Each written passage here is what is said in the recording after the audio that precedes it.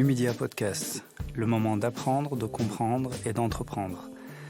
Avec des invités dans le domaine de la santé mentale et physique, du sport et de l'entrepreneuriat.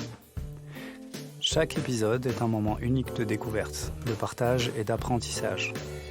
Rejoignez-nous chaque mois pour un nouvel épisode. Anis, bienvenue. Salut Emine, comment vas-tu? Ça va bien et toi? Très bien.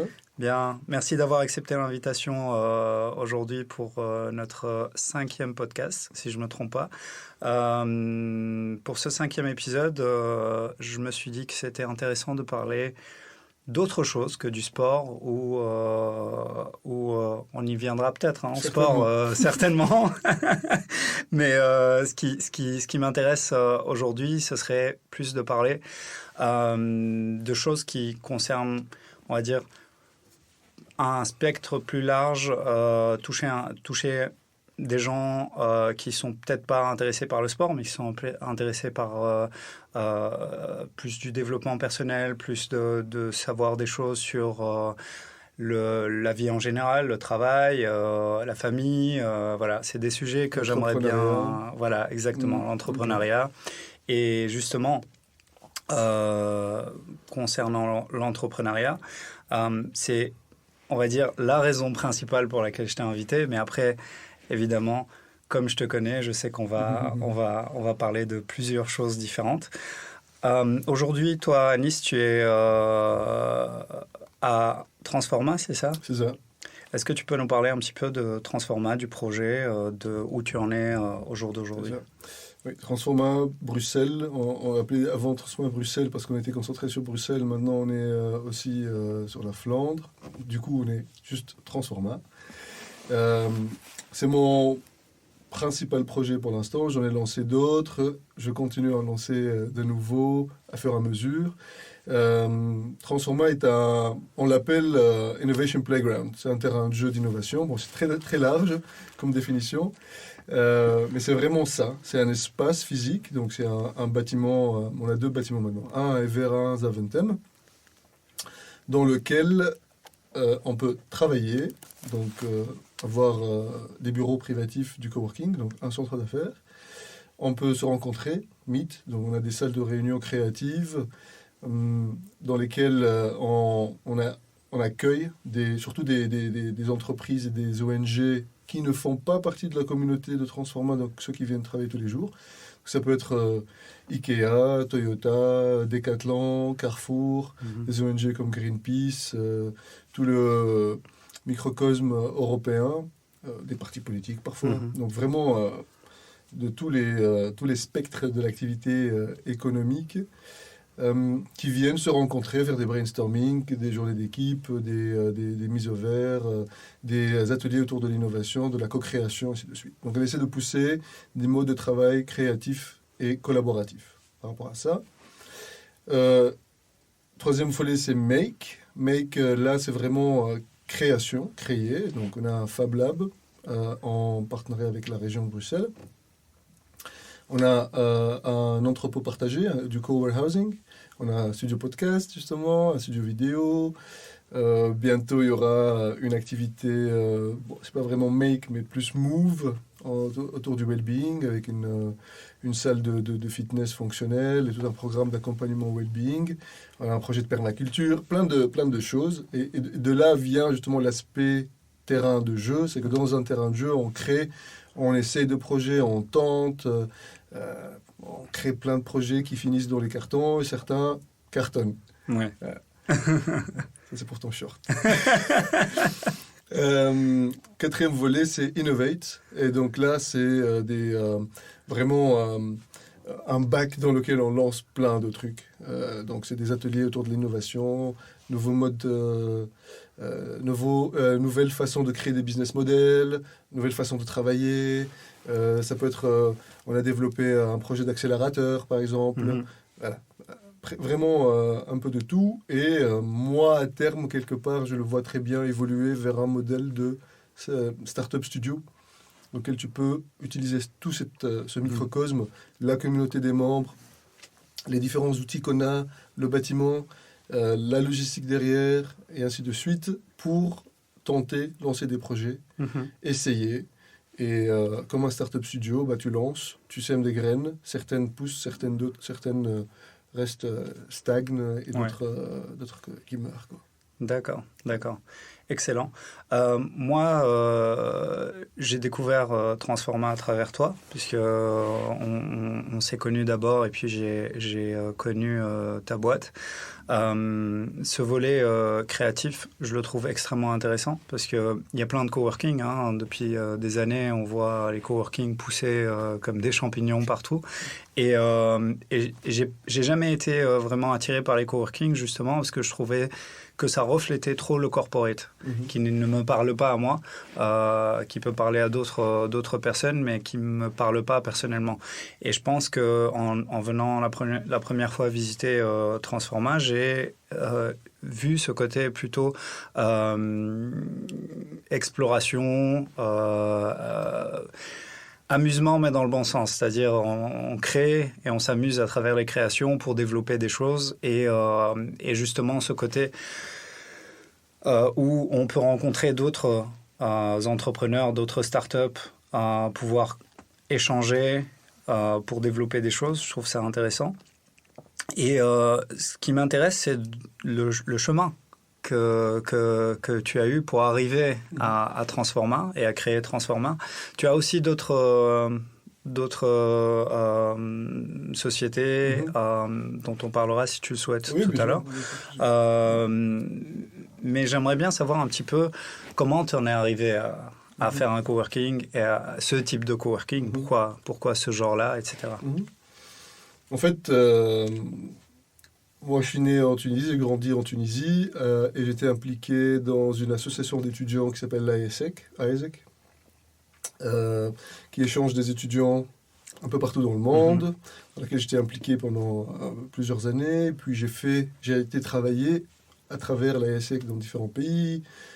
J'ai fait des expériences en Turquie, en Espagne, au Canada. Après, l'expérience canadienne, c'était vraiment, maintenant, on est prêt, on va sauter dans le bain de la vie active réelle. Parce qu'avant, même si, en fait, c'était vraiment de vrais boulots avec l'AESEC et tout, mais tu avais un statut différent, tu savais que le projet était limité dans le temps, et ainsi de suite. Et là, c'était parti.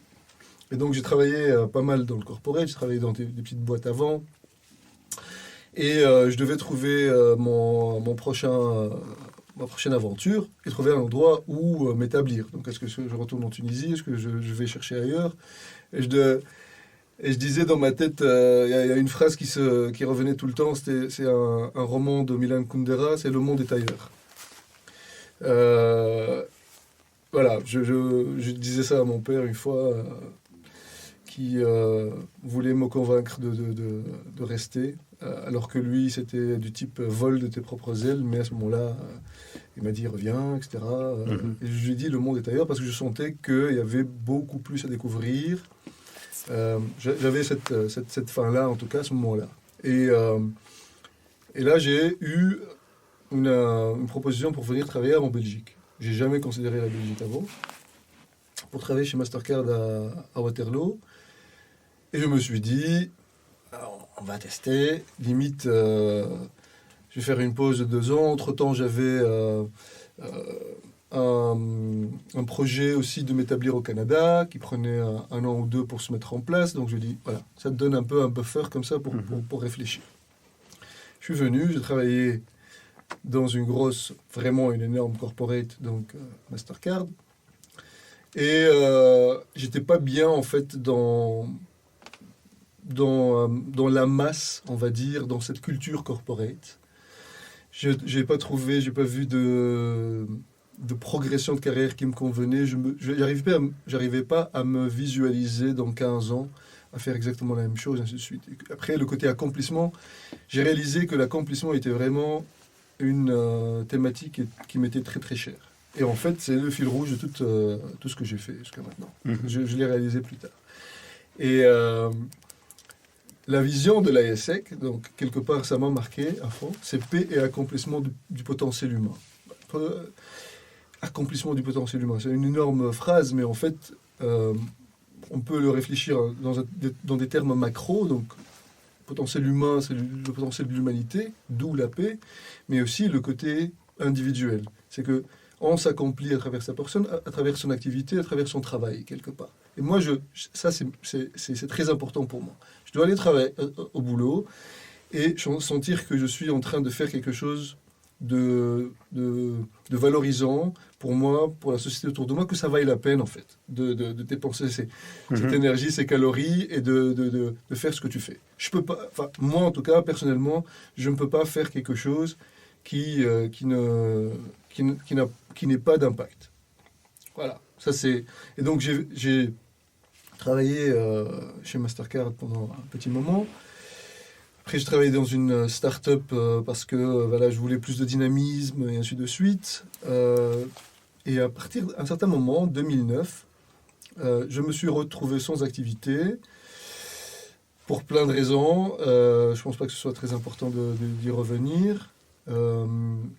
C'était la crise économique. Et j'avais, pour la première fois, des pieds de plan pour voyager. Donc je devais retourner au Canada, j'avais donc ma résidence, j'avais des opportunités. Je pensais à un certain moment complètement changer et me diriger vers l'enseignement, c'est ce que j'ai jamais fait. Je me suis dit, j'étais vraiment à la recherche, à la croisée des chemins, à la recherche de moi-même en tant que personne. J'ai été fatigué de voyager, vivre dans des endroits différents, de rencontrer des gens, de les laisser, de les quitter. J'avais un blog à l'époque. Et c'est marrant parce que avant de quitter Toronto, j'avais trouvé un t-shirt dans une braderie où il y avait écrit Love them and leave them. Tu les aimes et tu les laisses, quoi, tu les quittes. Et je l'ai acheté et j'ai écrit un blog post Love them and leave them. Et là, ça a commencé à me peser. Du coup, je me suis dit, je vais rester un petit peu ici, tester une activité et voir où est-ce que ça va mener, quoi. J'avais besoin d'une pause. Et là, je me suis mis à mon compte, mais vraiment sans aucune...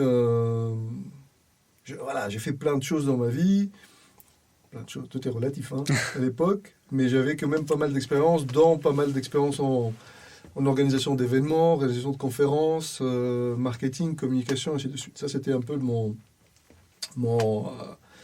ma spécialité, mes spécialités. Et en plus, avec la dernière expérience dans la start-up, je me suis essayé à l'intrapreneuriat sans vraiment savoir ce que c'était.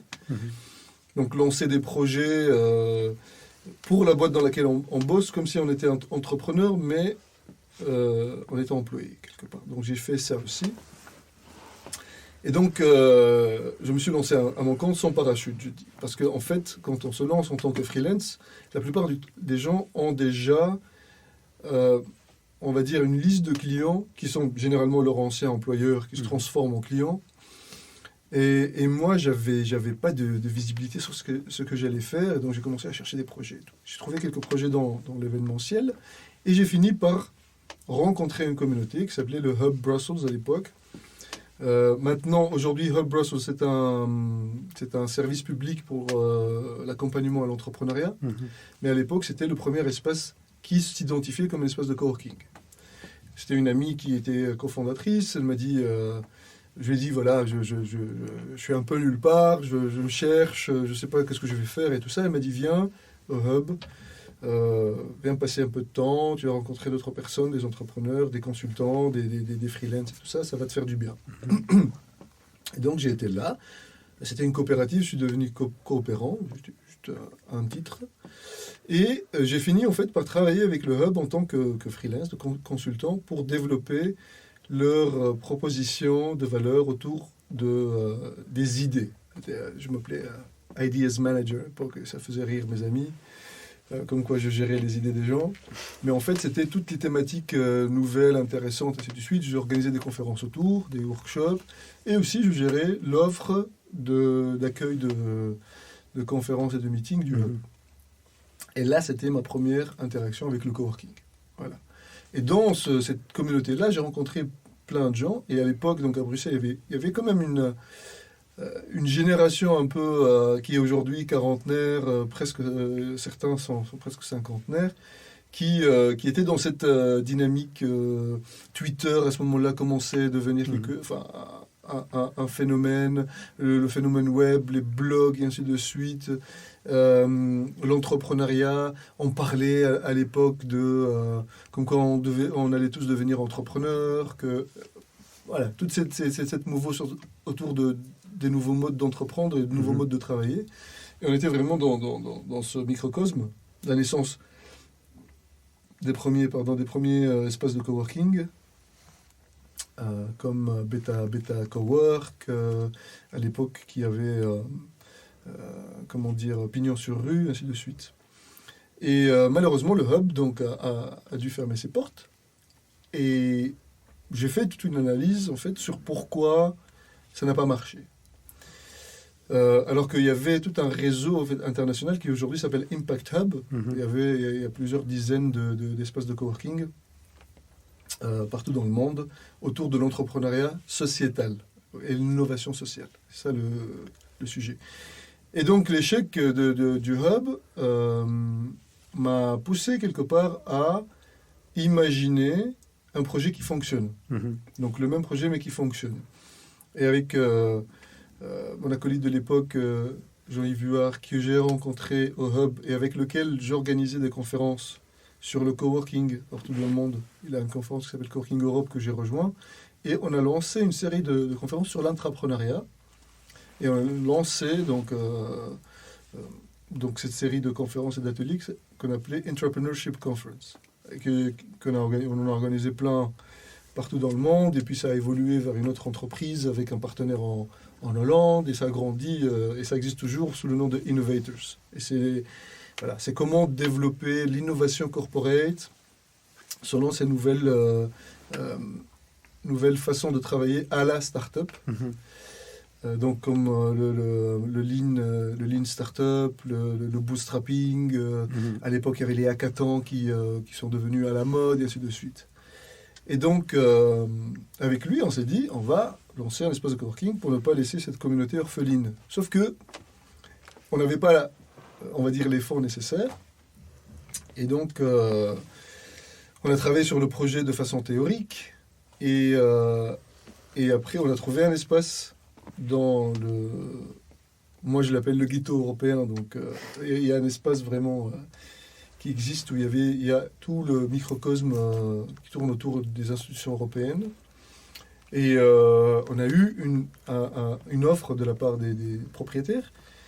Et après, ils l'ont retiré parce que justement, on n'avait pas de fonds, on va dire, d'investissement pour backer quelque part cet engagement qu'on allait prendre sur 9 ans, sur 1500 mètres carrés, et ainsi de suite. Et donc, le projet s'est un peu éteint à ce moment-là.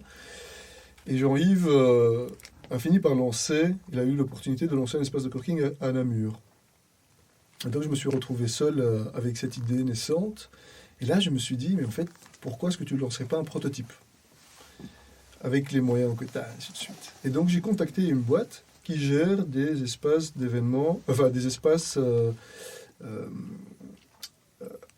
donc, qui sont entre deux, qui sont en changement de propriétaire, ou bien on doit les rénover, ou parfois juste les démolir, et qui louaient ces espaces donc en baux précaires. Et donc, j'ai présenté un peu ce que je voulais faire, la zone qui m'intéressait, ainsi de suite. Et j'attendais. Pas de réaction, Et puis, un jour, il m'appelle, il me dit, c'est pas exactement ce que tu cherches, pas dans la zone que tu cherches, mais ça pourrait être intéressant pour toi, viens voir. Et donc, c'était à Watermal, c'était l'ancien tennis club de Solvay, qui s'appelait Solvay Sport. Et c'était un parc de 5 hectares, avec une chouette rotande de style 58, très, très, très, très bel endroit. Et ils se désinvestissaient de cette propriété. Ils étaient en pourparlers avec Aspria. Et Aspria donc, a toujours ce projet-là aujourd'hui de transformer ce parc dans un centre sportif et spa et hôtel comme la Rasante a voulu. Et donc, on a finalisé ce deal et on a commencé Transforma comme prototype dans cet ancien club de tennis. Voilà, et donc de fil en aiguille, on a lancé ce projet, on organisait des conférences sur l'entrepreneuriat, des conférences sur le coworking, et donc on a construit une équipe, et petit à petit, donc voilà, le projet, on va dire, s'est consolidé. On a trouvé un deuxième espace, donc plus pérenne, dans lequel on pouvait justement lancer tous les autres projets sur le côté. Et solidifier ce projet. Donc ça fait 9 ans, c'est l'âge de mon fils, parce que ça j'oublierai pas la date ou l'âge de Transforma, parce qu'en mars 2014, mon fils est né, et en mars 2014, on a ouvert Transforma au public. Donc c'était sportif. J'imagine. J'imagine. Et je suppose que, évidemment, là, tu passes un petit peu ce passage-là de démarrage, d'ouverture, etc., mais je suppose que ça n'a pas été fait de manière facile, simple. Il y a eu pas mal de contraintes. C'est important pour moi de revenir là-dessus parce que souvent, les gens qui veulent se lancer dans l'entrepreneuriat ou qui veulent devenir freelance, etc., souvent ont l'illusion que c'est un monde plein de chouettes choses, qu'on découvre des choses, qu'on apprend des choses, ce qui est vrai. Mais pour apprendre ces choses-là, etc., on passe par des étapes qui ne sont pas souvent agréables. Et je voulais que tu en parles un peu. J'ai plein de choses comme ça. On peut parler pendant 3 heures sur ça. Une des choses, tu as raison par rapport à cet aspect-là, c'est que quand on se met à son compte, et à l'époque, lorsqu'il y avait ce mouvement justement de l'auto-entrepreneur, du freelance, on sera tous freelance demain, et ainsi de suite, on mettait en avant une valeur qui est la liberté. Ah, tu vas devenir libre, travailler quand tu veux, d'où tu veux, et ainsi de suite. Et en réalité, c'est pas du tout vrai. Parce que, oui, tu n'as pas d'employeur, mais en fait, je vais pas dire que tu es l'esclave, mais tu as plein de boss. Et donc, ton client, c'est ton boss. La fin du mois est ton boss. Donc, tu dois payer tes factures. Tu dois payer l'État, les taxes. Là, tu commences à comprendre ce que c'est que justement, le côté fiscal, on va dire, de l'activité économique, et ainsi de suite, et toutes les différentes contraintes qui sont autour de toi. Donc, tu n'es pas vraiment libre. Oui, tu peux décider des activités et tout, mais tu as énormément de contraintes. Et donc, nous, en plus, avec le lancement d'un projet comme ça, comme Transforma, mais les autres aussi, ce n'était pas un projet que tu pourrais faire tout seul. Tu n'es pas un consultant. Tu peux, on va dire, travailler certaines heures et puis t'arrêter juste sur un ordinateur. Ouais. Il y avait quand même un investissement de logistique derrière et ainsi de suite. Et donc, nous, on a fait énormément de débrouilles que plus tard, j'ai compris que ça a été codifié en langage startup par le bootstrapping. En fait, c'est de la débrouille. Bien sûr. Et le lean startup, on a fait ça, franchement, sans connaître le concept ou lire le livre. C'est un livre qui a été écrit par... maintenant, j'ai oublié le nom de l'écrivain, Eric Ries, qui est devenu un best-seller. C'est en fait comment développer une idée de façon itérative en créant des prototypes. Donc, au lieu de garder l'idée dans un PowerPoint ou dans un fichier Excel, tu crées un prototype, tu le testes avec les clients réels de ton produit ou ton service, et puis tu améliores. Et c'est exactement ce qu'on a fait, mais sans connaître le concept. Donc, on a prototypé un espace de travail physique, un espace de meeting, et ainsi de suite, et toute la culture derrière. Et donc, la première claque qu'on a reçue, c'est que on a créé de la valeur, on a recréé de la valeur dans ce parc de 5 hectares. Et en fait, ça n'arrangeait pas tout le monde en réalité. Parce que les voisins n'étaient pas pour le projet d'Aspria, parce que voilà, il allait générer du trafic, des voitures, et ainsi de suite. Donc, ils l'ont contré. Et ils l'ont emmené jusqu'au tribunal. J'ai oublié le nom du tribunal dans lequel c'était. Et donc, ça a été annulé une première fois, une deuxième fois, une troisième fois, et ainsi de suite. Et nous, on venait donc remettre de la vie dans ce bâtiment, dans ce parc. On a retapé un terrain de tennis. On était un espèce de coworking avec son terrain de tennis, par exemple. Les voisins pouvaient donc se balader dans le parc. Et je pense probablement le déclenchement de notre fin à Watermal, c'était quand on avait accepté une réunion de voisins sur les lieux de Transforma à l'époque. Et puis, Entract, donc l'entreprise qui gérait le bâtiment à la base pour Solvay, mais après, donc, il y a eu un changement de main de la propriété, donc Solvay a pris la main sur le bâtiment. Ils nous ont dit, il faut qu'on renégocie le contrat, on voudrait que vous restiez plus longtemps. Donc ça, c'était en 2015, en mars 2015. On veut que vous restiez plus longtemps, jusqu'en fin 2016, et on va changer les termes du contrat. Et on a dit OK. Donc on a renégocié le terme du contrat, on est arrivé à un accord, mais il n'y avait rien d'écrit qui est revenu derrière. Moi, j'ai mis par écrit les termes de notre accord, voilà, comme suivant la réunion qu'on a eue, voilà ce qu'on a décidé. J'attends le nouveau contrat. Mais le nouveau contrat n'est jamais arrivé. Et fin mai 2015, donc on revenait de Londres. On venait d'organiser une conférence de 3 jours sur l'entrepreneuriat là-bas. Mmh. Je me rappelle très bien, c'était un samedi matin. On était dans l'Eurostar, moi et mon associé donc, sur Transforma, Paul-Henri. On était là à faire la fête. On venait d'annoncer des conférences à New York, à San Francisco, à Toronto. Donc voilà, tout allait bien. Transforma commençait à prendre une certaine forme, ce projet. Et j'ai trouvé un bâtiment, le nouveau bâtiment donc, à Evere.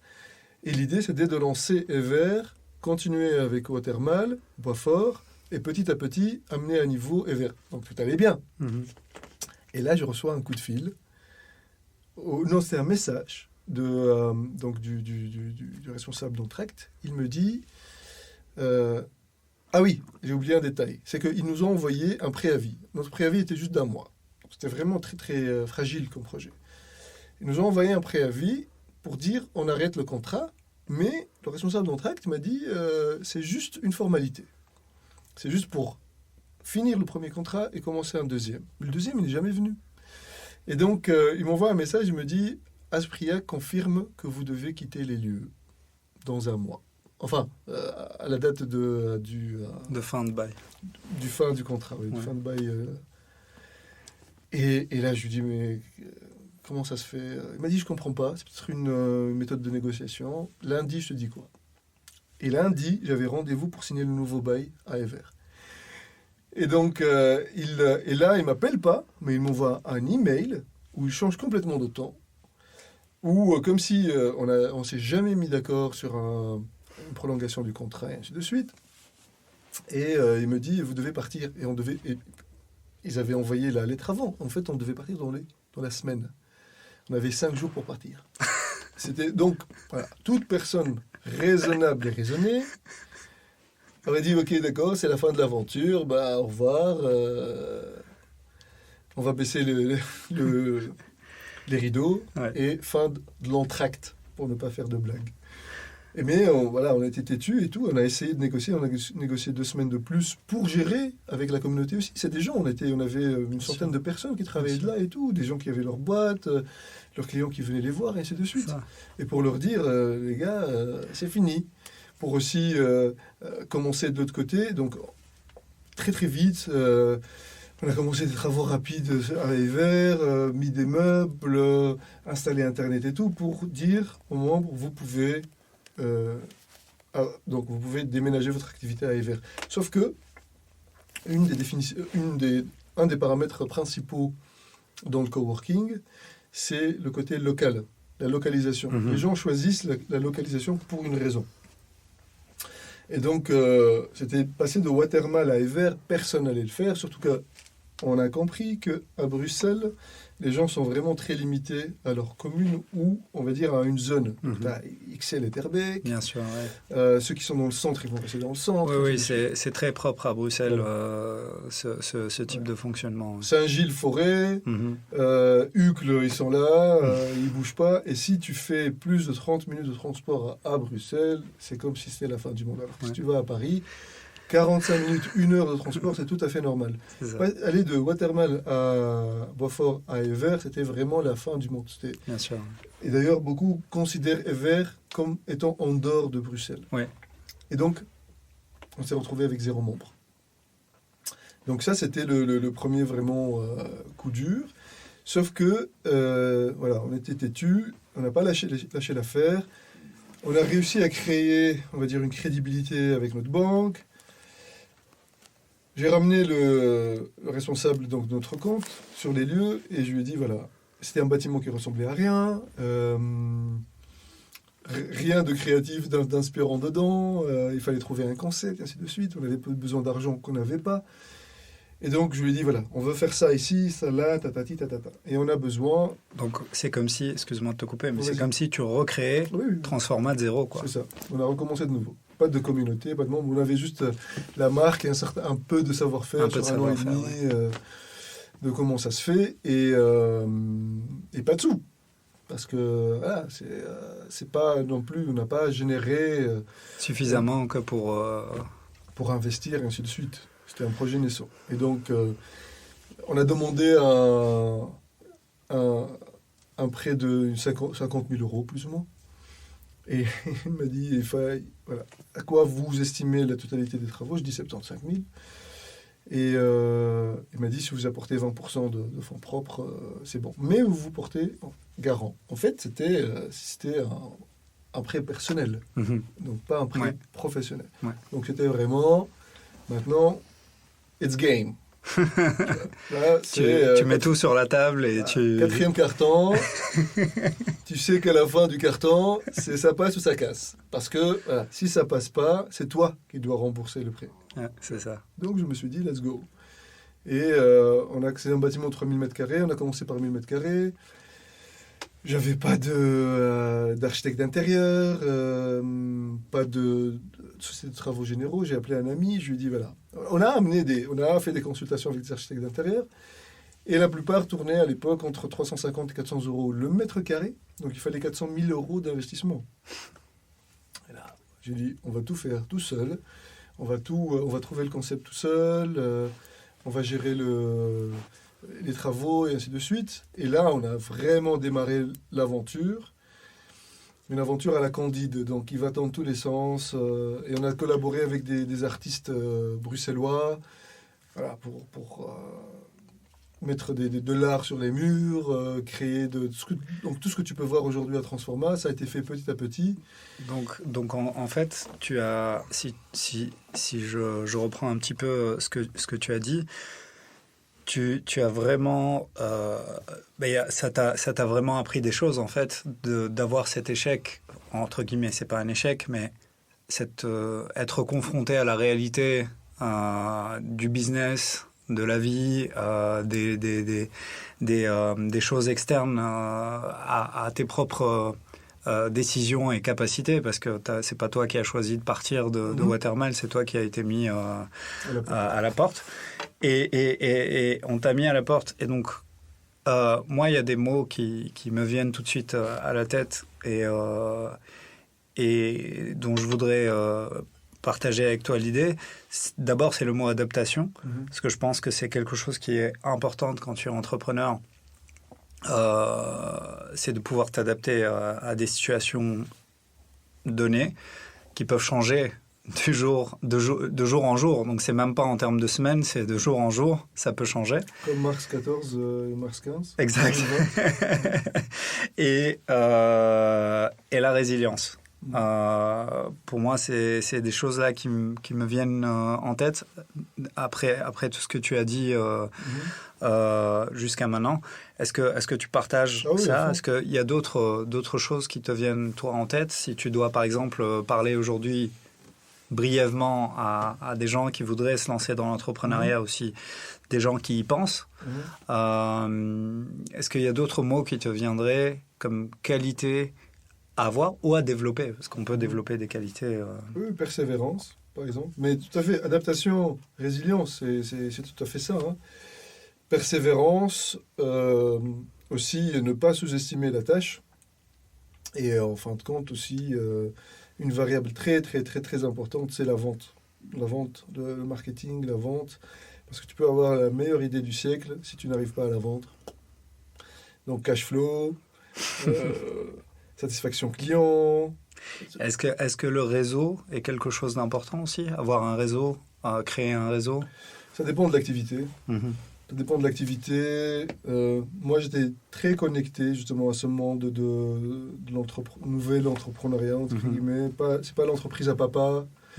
Oui, c'est ça. Elle a levé entrepreneuriat, la vision, on va dire, du comptable ou du fiscaliste pur et dur. Mais cet entrepreneuriat innovant, dynamique, qui ose, j'étais bien connecté dans ce monde-là. Mais c'est très romantique. J'ai l'impression, moi, quand je parle maintenant avec des jeunes entrepreneurs ou des gens qui veulent se lancer en entrepreneuriat, qui changent carrément de vie, qui font comme toi, qui passent du corporate beaucoup plus tard, à l'âge de 40 ans par exemple, ou 45 ans, qui veulent changer un peu de vie, des fois ils ont une idée romantique de l'entrepreneuriat. Bien sûr. Et ça peut être dangereux. Mais on revient à ce qu'on avait dit au début, hein, la liberté, faire ce que j'aime, le faire on my terms, donc comme moi je le veux et tout ça. En effet, c'est hyper romantique, mais on ne réalise pas en fait la difficulté de la tâche. Moi, la première chose, parfois, il y a surtout au début, plein de projets. Le coworking est devenu comme le nouveau café. Ça, c'est un exemple que je donne tout le temps. Est-ce que tu sais, par exemple, que seuls 4% des projets Eureka survivent? Non, je n'étais pas au courant. 96% des projets Eureka se cassent la gueule, pour rester poli. Moi, je le constate à Bruxelles, parce que c'est là où je vis, mais je constate souvent que dans certains coins dans lesquels je passe régulièrement, d'année en année, il y a des nouveaux espaces d'Eureka qui ouvrent et qui ferment. Et je trouve ça curieux parce que si moi je voulais démarrer un projet d'Eureka dans un espace où il y a eu déjà plusieurs fermetures, j'essaierais de prendre contact avec les gens qui ont été sur place avant et leur poser des questions sur le pourquoi ils ont fermé et quelles sont les raisons pour ne pas répéter le même type d'erreur. Mais une des raisons pour laquelle les espaces d'Eureka n'ouvrent pas, parce que c'est un métier très très dur et que les gens sous-estiment. Et pourquoi j'ai dit que le coworking c'est le nouveau café, ou c'était le nouveau café, parce que bon, avec le Covid aussi a ramené beaucoup de gens à la réalité des choses, y compris nous. Hein. On va en parler après d'ailleurs du Covid, ça m'intéresse. C'est que on ne réalise pas la complexité de la chose, la complexité aussi de faire vivre un projet pareil, ou la complexité d'entreprendre en général. Mais encore une fois, c'est différent. On peut être entrepreneur et avoir une boîte de consultance, ou c'est que du knowledge, on va dire knowledge management, ou de la consultance, ou de la gestion d'horaires, ou je sais pas moi, du body shopping de développeurs. Malheureusement, c'est le terme. Tu recrutes des développeurs, tu les installes dans des boîtes comme des consultants. Oui, c'est de l'entrepreneuriat, mais c'est pas la même chose. Bien sûr. Mais ça aussi, c'est compliqué. Mais faire vivre un espace d'Eureka, un café, un restaurant, ou de l'hospitality, parce que le coworking, c'est de l'hospitality, un hôtel, un B&B, c'est hyper complexe et hyper énergivore, et ça demande énormément d'énergie.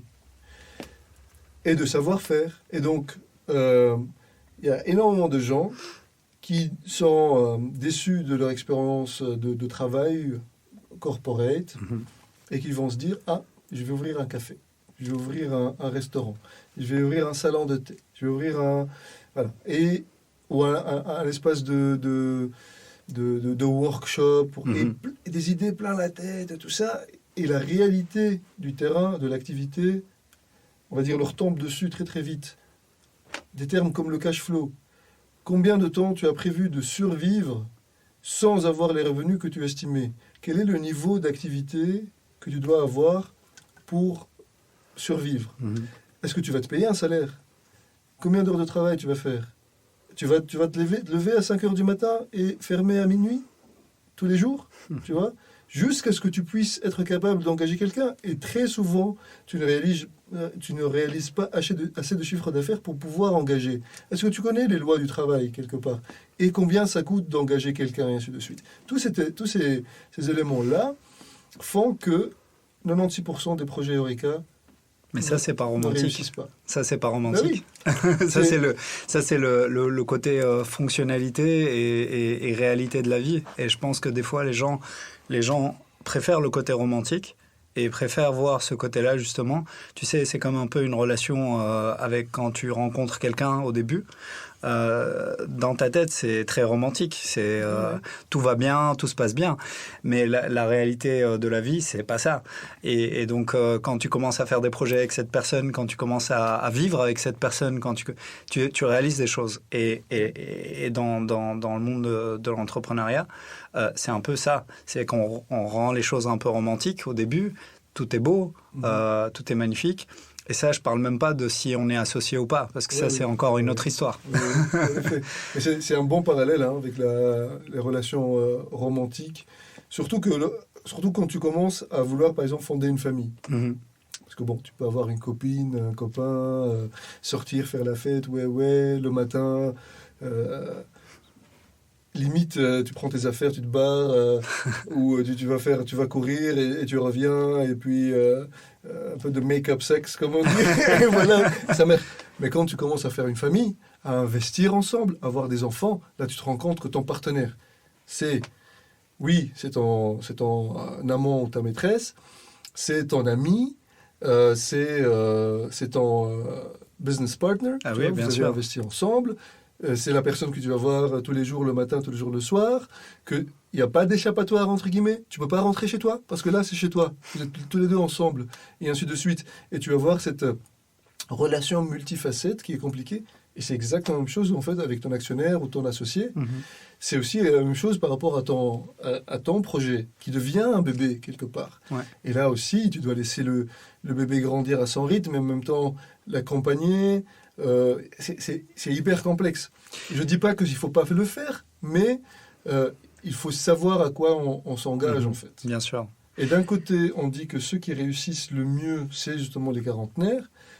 Mais en même temps, quand tu es jeune, quand tu as 20 ans, que tu sors de l'université, par exemple, que tu n'auras pas fait d'études, on s'en fout, tu peux prendre beaucoup plus de risques parce que tu coûtes moins à toi-même tous les mois. Tu peux vivre chez tes parents si tes parents sont dans le même lieu physique. Moi, par exemple... Tu peux même dormir dans ta voiture. Voilà, si tu veux, tu n'as pas de bouche à nourrir, tu peux manger moins s'il faut, tu peux sortir moins, et ainsi de suite, et tu peux rester X nombre de mois, par exemple, sans salaire ou avec un salaire minimum. Mais quand tu commences à avoir des bouches à nourrir, un prêt à payer, et ainsi de suite, là, tu peux moins faire le malin, quelque part. Et donc, tous les mois sont comptés, quelque part. Est-ce que tu penses, pour faire ce parallèle justement, qu'il est important de bien choisir un partenaire de vie quand on veut être entrepreneur? Est-ce que le choix de partenaire peut influencer la réussite d'une entreprise? À 100%. Okay. Comme dans un couple. You have to be two to tango. Donc voilà, tu peux danser tout seul, mais sache que tu vas pas aller loin tout seul. Si tu veux, il y a un dicton qui dit si on veut aller vite, on part tout seul. Si on veut aller loin, on part à plusieurs. Et c'est ça, en fait, vraiment la clé, c'est que un projet entrepreneurial peut être très complexe, ou la plupart des projets entrepreneuriaux sont très complexes, que s'ils sont gérés à plusieurs, ça devient plus facile. Mais ça apporte son lot de complexité et de contraintes. Il faut gérer les personnalités, il faut gérer les énergies. Ça, c'est une variable qui est qui est oubliée, en fait. La variable énergie, la variable motivation. Ce que tu dépenses, en fait, comme comme temps, comme jour de travail, comme créativité, ainsi de suite, sur le projet est super important. Mais aussi l'énergie que tu apportes au projet. Ouais. Et donc, le savoir-faire. Comme dans un couple, je pense, la meilleure collaboration, c'est la collaboration où on apporte des compétences différentes, complémentaires. Donc, généralement, si tu es en couple avec la même personne qui a exactement le même profil psychologique et la même personnalité que toi, ça clash direct. Parce que, voilà, à un certain moment, tu amènes quelque chose et l'autre personne a besoin d'autre chose que tu ne peux pas amener, qui n'est pas, en fait, quelque part naturel chez toi. Vous êtes un miroir, en fait. Exact. Et donc, tu dois apprendre une nouvelle posture. Et souvent, les gens ne sont pas capables d'apprendre une nouvelle posture, ou pas assez rapidement, ou voilà, où les conditions, on va dire, ne le permettent pas. Du coup, le couple s'arrête. Mais c'est la même chose quand tu t'associes avec des partenaires. Et est-ce que, pour en revenir au Covid, tout à l'heure, tu as mentionné le Covid, est-ce que pour toi, parce que là je le vois moi, pas mal, et j'ai eu l'expérience évidemment avec le Covid en ayant moi fermé ma propre société, mais il y a eu 2 vagues de fermeture de sociétés. Il y a eu la vague durant le Covid, et puis il y a eu la vague post-Covid. Et maintenant, je le vois, il y a plein d'espaces à louer, il y a plein d'espaces qui sont disponibles, parce que beaucoup de commerces ferment. Est-ce que tu penses que l'économie pré-Covid et post-Covid, est-ce qu'il y a un gros changement pour toi? Est-ce que toi, tu le sens Énorme changement. Énorme changement.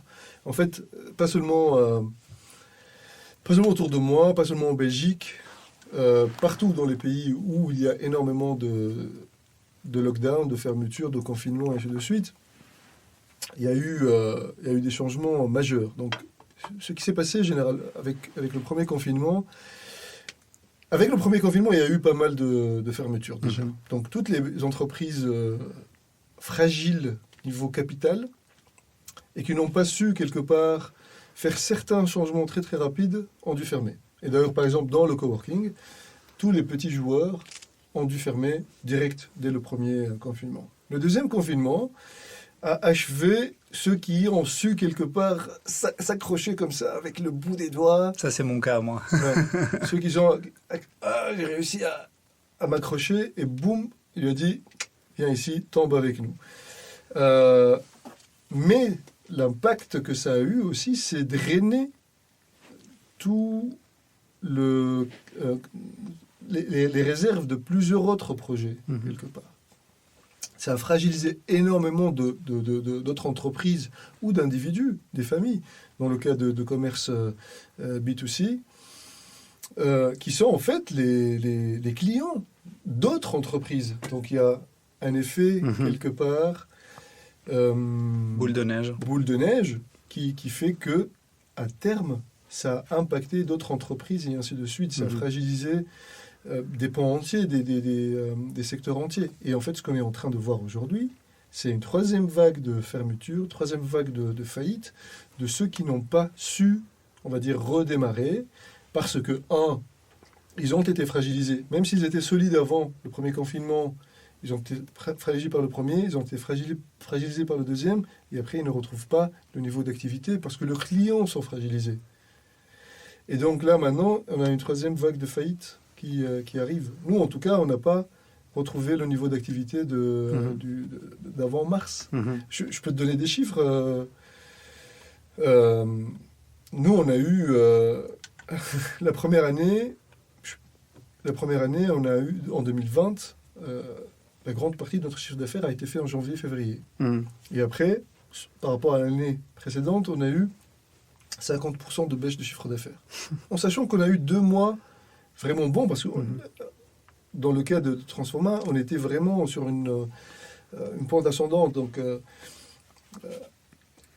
après, je ne vais pas continuer tout à l'heure, mais à un certain moment, on s'est retrouvés seuls, moi et Paul-Henri, donc mon associé, parce que j'avais commencé le projet théorique, on va dire, avec Jean-Yves, puis Jean-Yves à Jean-Yves Huard, il a créé son coworking à Namur. Et il y avait un ancien collègue à moi, Paul-Henri, qui devenait, on va dire, disponible sur le marché du travail. Et je lui ai dit, et c'est quelqu'un avec qui je travaillais, je savais qu'il pouvait faire énormément de choses. Je l'appelais le couteau suisse. Et je lui ai dit, viens avec moi sur ce projet. J'ai commencé. Et lui, il est venu un peu pour s'amuser au début, parce qu'il voulait prendre une pause, et ainsi de suite. Et puis, il a aimé le projet, puis il est resté. Il était impliqué avec moi aussi sur les projets de l'entrepreneuriat. Et à un certain moment, on a commencé les travaux. On était tous les deux seuls dans ce bâtiment. Et pas de clients, rien. Et petit à petit, après, on a retrouvé un certain niveau d'activité. Puis on a grandi de 1000 m² à 3000 m². On a triplé notre chiffre d'affaires d'une année à une autre. Et puis on a fait 40% chaque année de croissance. Et en 2020, on était 13 personnes et on était en train de recruter pour booster notamment l'activité Innovate, donc tout ce qui est l'offre d'innovation, de consultance par rapport aux entreprises, et ainsi de suite. Et j'avais l'intention de démarrer cette ambition de créer un startup studio. Tous les ans, je voulais créer un autre projet, un nouveau projet, et mettre quelqu'un dessus, donc qui travaille dessus comme un employé, mais en même temps comme une sorte de general manager. Et le projet bénéficierait du soutien de la structure Transforma, donc toute l'équipe qui est déjà là, plus la communauté, trouver des clients dans la communauté, des fournisseurs dans la communauté, et ainsi de suite. Donc vraiment, utiliser la communauté et l'espace Transforma comme un terreau fertile pour développer des projets. Ça, c'était vraiment mon ambition à ce moment-là. Mars 2020 arrive, confinement. Tu as ces 2 mois, janvier, février et la moitié de mars, qui constituent 50% de ton activité, ou même plus de ton chiffre d'affaires de l'année. C'est énorme. Et puis, on s'est dit, bon, ça va démarrer en septembre. Et puis, cette idée-là qui a pris de l'ampleur, le nouveau normal, the new normal. Et ça y est, c'est fini, tout le monde va travailler en remote, tout le monde va rester chez soi, tout va se passer sur Zoom, et ainsi de suite. Et je dis, mais le monde a perdu sa tête, on n'a rien de temps, qu'est-ce qui se passe? Et puis, il y a le deuxième confinement, et puis 2021, on se dit ça va redémarrer. À chaque fois, on dit ça va redémarrer. Il faut savoir qu'une bonne partie de notre activité, justement, c'est de l'accueil d'entreprises qui viennent faire leurs réunions chez nous, leur événement chez nous. Du jour au lendemain, ça a tari. Et donc, voilà. Après, pour faire une comparaison, avant le Covid, on refusait des groupes. On était booké sur booké. On a dû mettre une politique en place pour limiter le nombre de salles qu'on pouvait mettre à disposition. Pour justement laisser pour les membres de la communauté aussi. On était en high demand, on va dire. On pouvait avoir 4 boîtes en dehors de la communauté qui venaient justement organiser des événements chez nous en un seul jour. Et maintenant on se retrouve à faire de la promotion, de la communication, des actions et tout ça, alors qu'avant, on ne devait pas faire ça. On était connus sans devoir dépenser un cent en termes de marketing. Mais à nouveau, morale de l'histoire, on revient sur les mots qu'on a utilisés tout à l'heure, l'adaptation, la résilience, tout ça.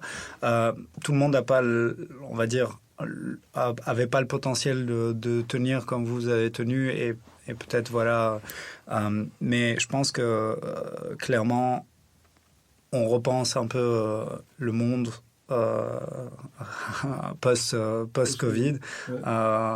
Souvent, on disait, il y a l'avant en septembre, l'après en septembre. Non, il y a l'avant-Covid, l'après-Covid. Malheureusement, on doit écourter la conversation parce que on arrive un petit peu à la limite du temps qu'on a imposé pour notre podcast. Éventuellement, j'aimerais bien te réinviter pour parler un peu plus parce que je pense qu'on a plein de sujets sur lesquels on pourrait discuter et qui seraient utiles pour les auditeurs et même pour moi, parce que moi, j'ai créé ce podcast au départ pour moi, de manière égoïste. Donc, pour apprendre, pour rencontrer des gens, pour échanger aussi. Donc, c'est vraiment génial. En tout cas, toute cette, j'espère que les gens vont pouvoir se nourrir un petit peu de ce court moment qui est 1 heure. C'est court et long en même temps. Souvent, les gens me disent ouais, mais c'est long, 1 heure, on peut pas tout écouter d'un coup, etc., etc. Et des fois, les gens disent ouais, 1 heure, on entend qu'il n'y a pas, il y a pas eu suffisamment de temps pour tout explorer. Mais c'est bien aussi parce que ça permet aux invités de pouvoir revenir, de pouvoir vivre l'expérience aussi d'un podcast que toi, tu as déjà vécu puisque tu as un podcast. Oui. Donc, le podcast, on peut le retrouver sur la page Instagram et sur Spotify aussi. C'est ça, de Transforma. Il est sur plein de plateformes. D'accord. Moi, je mets toujours en avant Spotify parce que c'est plus facile. Oui. Mais si tu fais Meet the Transformers, ça c'est le nom du podcast, où on présente justement les membres de la communauté, les entrepreneurs, les porteurs de projets, leur histoire, et ainsi de suite. Tu le trouves partout. Super. Meet the Transformers. Super. Ouais. Meet the Transformers. Et alors, si on veut retrouver Transforma, c'est Transforma Ever, Transforma Zaventem, c'est ça? Donc, notre site web, c'est transformabxl.be. Et là, on peut trouver toute l'offre dont j'ai parlé. Top. Ou bien sur Google Maps, vous faites Transforma Ever, Transforma Zaventem. Génial. C'est super. Trouvable facilement. Mais ce que je voulais dire, c'est que ton besoin égoïste, c'est le meilleur, on va dire, driver pour justement lancer des projets. Parce que tu sens le pain quelque part et tu sais de quoi tu as besoin. Et donc, tu peux trouver le gain for the pain. Tu vois. C'est vrai, c'est exactement ça. Et donc, c'est pas quelque chose de théorique qui vient. Non, tu as senti vraiment le besoin et tu sais de quoi tu es capable. Ouais. Et donc, toi-même, tu es ton propre consommateur. C'est ça, exactement. Ça doit me plaire à moi d'abord. Exactement. Avant de... Voilà. Toujours 2 questions à la fin du podcast, toujours que je pose aux guests, aux invités. La première question, c'est quel est ton mantra ? Est-ce que tu as un mantra? Est-ce que tu as quelque chose qui te parle, que tu te dis régulièrement?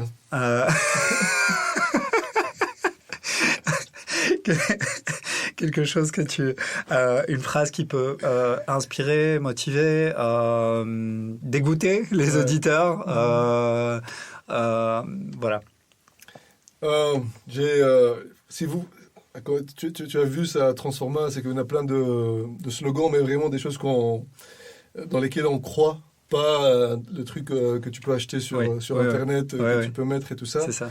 Donc il y a plein dans ce sens-là, mais il y a 2 qui me viennent à l'esprit très vite. Une que je vais graver avec une graveuse laser qu'on a au boulot, qui vient de Candide de Voltaire, qui est « Tout est au mieux dans le meilleur des mondes possibles ».